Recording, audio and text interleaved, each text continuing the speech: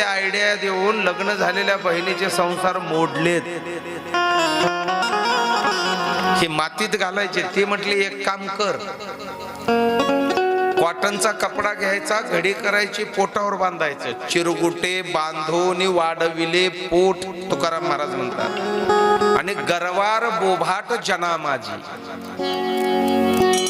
थोडं थोडं कपडा महिन्याने कपडा वाढवायचा आणि पोटावरती बांधायचं. बरं का? किती अवघड आहे. सल्ला दिला आणि ह्या धुंदुलीला तो सल्ला पटला. कुबुद्धी जी आहे, दुर्बुद्धी जी आहे, ती लवकर माणसाला सुचत असते. एखादं चांगलं काम लवकर सुचत नाही, पटत पण नाही. मातीत घालणारं वाईट काम आहे ना, एखाद्याने कोणी सांगितलं की माणसाला लगेच क्लिक होतं आणि ते करण्यासाठी प्रवृत्त होतो माणूस. अवघड आहे. मान्य केलं धुंदुलीनी आणि जसं सांगितलं त्या पद्धतीने प्रक्रिया करू लागली. पण धुंदुली हुशार यासाठी म्हणावं लागेल, तिने जे फळ होतं ते स्वतः खाल्लं नाही, तिने ते गायीला फळ दिलं. गायीला दिल्याचा परिणाम असा झाला, गायीला पण आता मूल होणार याची गॅरंटी आत्मदेवाला झाली. झाडाला पण फुलं लागायला लागली, फळं लागायला लागली. आत्मदेव आनंदित झाले. धुंदुली एक दिवशी म्हटली, का हो, काय त्या साधूची कृपा झाली, पहा ना आता मला पण मूल होणार. खोटारडी काय म्हणते, मला पण मूल होणार, आपल्या गायीला पण होणार. साधूच्या एका आशीर्वादाचा, एका फळाची किंमत, एका प्रसादाचं वैभव केवढं आहे. धुंदुली आत्मदेवाला सांगते आणि तोपर्यंत गायीच्या पोटी सुंदर मानवी रूप, पण गायीच्या पोटी जन्म झाल्यामुळे गायीच्या कानासारखे कान, अशी दिव्य मूर्ती प्रगट झाली. सर्वांग सुंदर दिव्य निर्मल कनक प्रभम. सर्वांग सुंदर. साधूचा प्रसाद तो सामान्यांचा प्रसाद होता. सुंदर दिव्य मूर्ती प्रगट झाली. त्याचं नाव ठेवण्यात आलं गोकर्ण.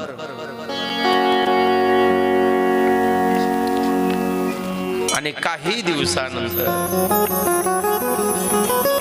धुंदुलीच्या बहिणीने आपल्या जन्माला आलेलं बाळ धुंदुलीकडे आणून दिलं. धुंदुलीला हे आनंद झाला. आत्मदेव म्हटले, काय त्या प्रभूचे अनंत उपकार आहेत. भाग्य उदयन धुना जाता आत्मदेवश्य पश्यत. धेन्वा बाल प्रसूतस्तु दैव रूपी तु कौतुकम. भाग्य उदयन धुना जाता. काय आत्मदेवाचं भाग्य.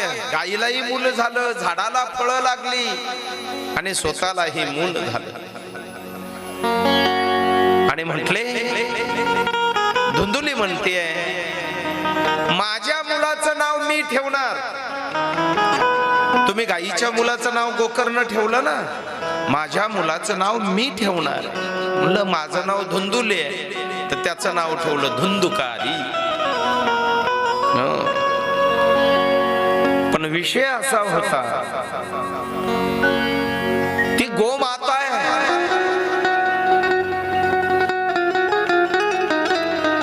ती स्वतःच्या बाळालाही दूध देते आणि आपल्या बाळाची तृष्णा, दूध म्हणजे आहाराची भूक भागवते, आपणालाही दूध देते.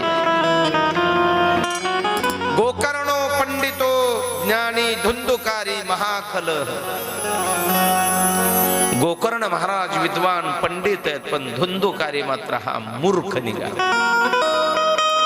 ब्राह्मण कुळात जन्म झाला. अरे नाही त्रिकाल संध्या तरी एक वेळची संध्या तरी झालीच पाहिजे.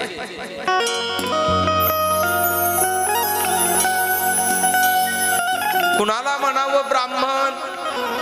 ब्रह्म जानाति इति ब्राह्मणः, म्हणजे व्याकरणकाराने त्याची व्याख्या केली. आपली दिनचर्या, आपला धर्म, आपलं पावित्र्य आपण जपलं पाहिजे. हा धुंदुकारी काहीच जपत नव्हता, काहीच नाही. बाप यज्ञ याग क्रिया कर्म करायचे आणि हा धुंदुकारी बाहेरच्या मुलासोबत जाऊन मदिरा प्यायचा, मांस भक्षण करायचं, मांस भक्षण करायचं. आणि गोकर्ण महाराज पंडितो महाज्ञानी, विद्वान आहे, पंडित झाले. परत आत्मदेव रानात जाऊन बसायचे आणि रडायचे. मी त्रिकाल संध्या करणार आहे, वैदिक धर्माचं आचरण करणारा, पालन करणारा ब्राह्मण असून सुद्धा माझ्या पोटी असा पुत्र जन्माला कसा आला? आत्मदेवाला माहितीच नाही, तो त्याचा नाहीच आहे तर कसा? पार्सल आलेलं होतं ते, आहे का?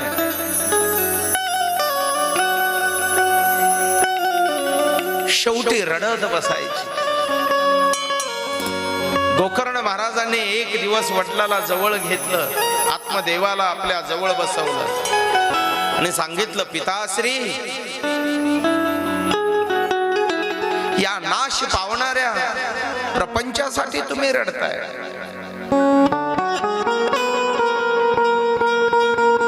नाही गोकर्ण, मुलगा चांगला निघाला नाही. सर्वात श्रेष्ठ श्रीमंती आहे, लक्षात घ्या. तो दोष कुणाचा आहे?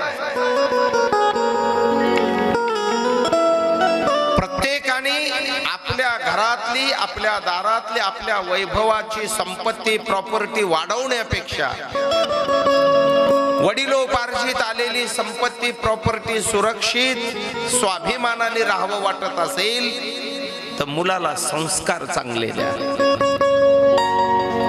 मुलगा सुसंस्कारी घडावा, तो धर्माचं आचरण करणारा असावा, साधू संतांचा सन्मान करणारा असावा, देव देश धर्मासाठी बलिदान देणारा असावा. दुसऱ्याला दोष देण्यापेक्षा मुलगा किंवा मुलगी बिघडणं हे त्याच्या हातात नाही, तर याची जबाबदारी आपापल्या आई वडिलांच्या हातात. संस्काराने घडवलं पाहिजे, है ना? आणि मग चुकीचं वागायला लावलं, कुणाचा दोष आहे? लहानपणी आपण म्हणतो ऐकत नाही का? तो जर लहानपणी ऐकत नाही तर मोठा झाल्यावर कसं ऐकेल? सांगा त्याला हरिपाठ वाचायला शिकवा, हरिपाठ पाठ करायला शिकवा. सुंदर आपल्या इथे बाबाजींचे मुलं येतात दरवर्षी, गीता पाठ चालू असतंय. मी आव्हान केलंय मुगटकरांना, दरवर्षी पाठवा आपली मुलं तिथं, गीतेचा अभ्यास करू द्या त्यांना. आई वडिलांची सेवा म्हातारपणामध्ये मुलांनी करावं वाटत असेल तर मुलाची दिनचर्येचं शेड्यूल ठरवलं पाहिजे. आपण सकाळी किती वाजता उठला पाहिजे, अभ्यास केला पाहिजे, मंदिरात जाऊन दर्शन घेतलं पाहिजे. आपल्यापेक्षा मोठ्या थोरा मोठ्यांचा आदर कसा केला पाहिजे आपल्या हातात आहे. मुलाला सुसंस्कारित घडवण्याच्या अगोदर आई वडीलही संस्कारित पाहिजे. बाप पोराला म्हणतो,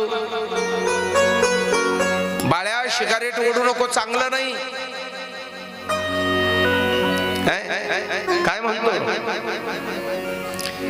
बाप पोराला म्हणतो, बाळू सिगारेट ओढू नको, चांगलं नाहीये.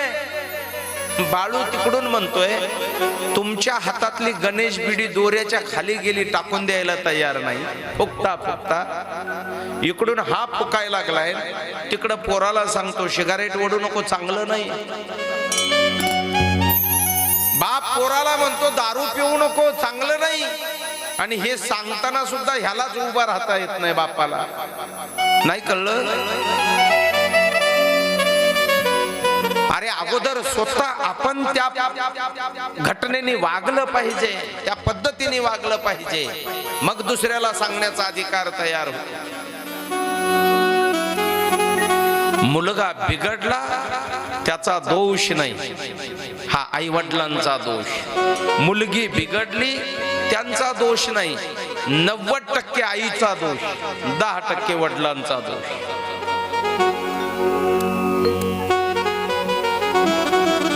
पहिला आपण शिकलं पाहिजे. बरेच लोक कथा कीर्तन झाल्यावर आम्हाला म्हणतात, महाराज आमच्या पोराला माळ घाला, आमच्या पोराला माळ घाला. मी म्हणलं तुम्ही, म्हणलं आम्हाला कशाला, दात इचक्या आम्हाला कशाला, मला कशाला, पोराला कशाला, तू आहेस भगोने धुवायला तिकडे. अरे पोरगा सुधारला पाहिजे, पोरगी सुधारली पाहिजे, सून सुधारली पाहिजे. प्रत्येकाला वाटतंय आमची सून उर्मट वागते. तुझा अर्धा आयुष्य गेलंय, 75% गेलंय, आपला आकुडपणा अजून जाईना, सुननी सुधारावं ही का अपेक्षा करावी? पहिलं सासूनी सुधारलं पाहिजे.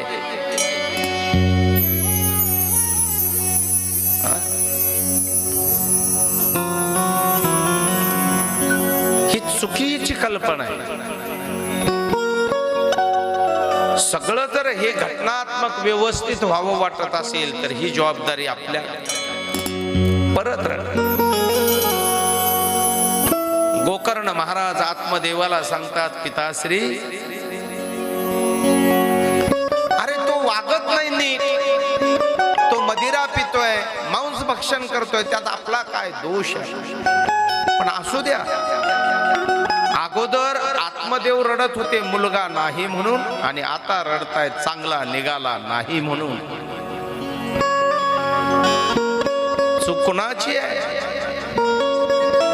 म्हणले एक काम करा, आता सगळं व्यवस्थित झालंय ना, काय म्हटलं या संसारामध्ये रात्रंदिवस काबाड कष्ट करण्यापेक्षा द्या सोडून हे सर्व, जावा हिमालयामध्ये जाऊन तपश्चर्या करा, ध्यानधारणा करा, आणि तो भगवान परमात्मा दर्शन तरी देईल, उर्वरित आयुष्याचा स्वीकार तरी करेल. आतापर्यंत काय झालं ह्याच्याकडे दुर्लक्ष करा, त्या सोडून.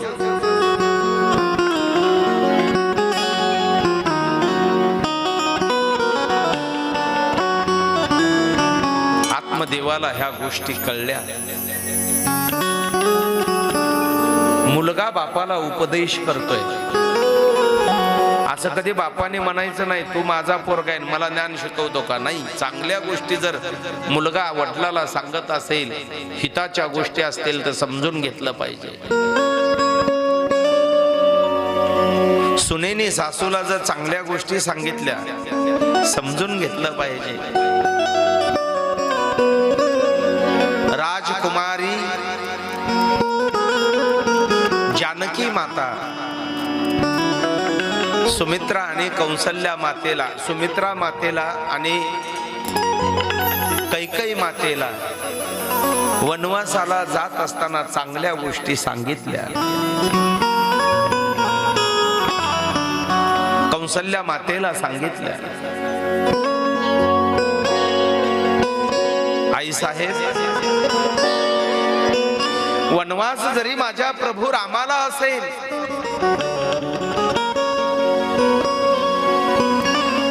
पण ज्या ठिकाणी प्रभू रामचंद्र आहेत त्या ठिकाणी मी राहणं गरजेचं आहे. तुलसीदासाने वर्णन केलंय रे.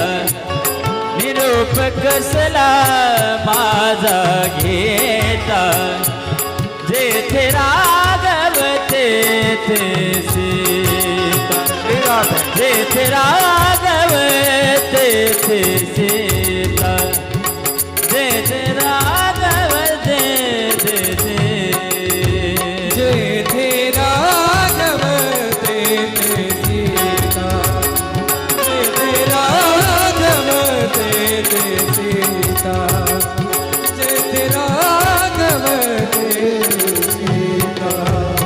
ज्या मार्गी हे चरण चालत, त्या मार्गी मी त्यांच्या पुढती, ज्या मार्गी हे चरण चालती, त्या मार्गी मी त्यांच्या पुढती.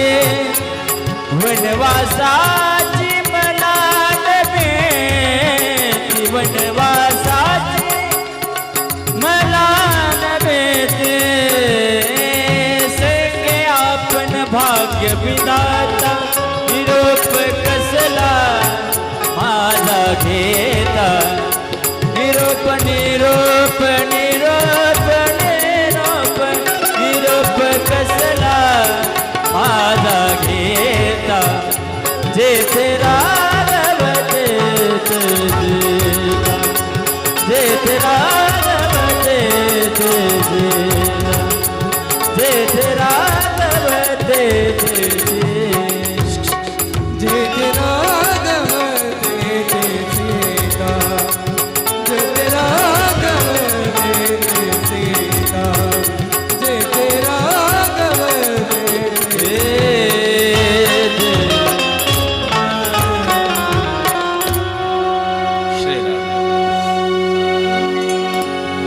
सुनेने सासूला सांगितलं, जेथे राघव तेथेशी. 14 वर्षाचा वनवास प्रभू रामाला जरी असला तर रामाला सोडून मी एक क्षण सुद्धा राहणार. 14 वर्षांनी परत येईल. तिनेही सासूला शांत केलं सुनेने. चांगला संदेश, हिताचा संदेश सून जर सासूला देत असेल तर त्या सुनेला सासूने म्हणायचं नाही, तू माझी सासू आहे का मी तुझी सासू. म्हणतात काही सासू. अर्थात मला एक सांगायचंय, गोकर्ण महाराज आत्मदेवाला सुंदर सुंदर उपदेश करतात. हे नाश पावणारा प्रपंच आहे. पिताश्री, न थांबता तुम्ही निघायला पाहिजे आणि त्याच क्षणाला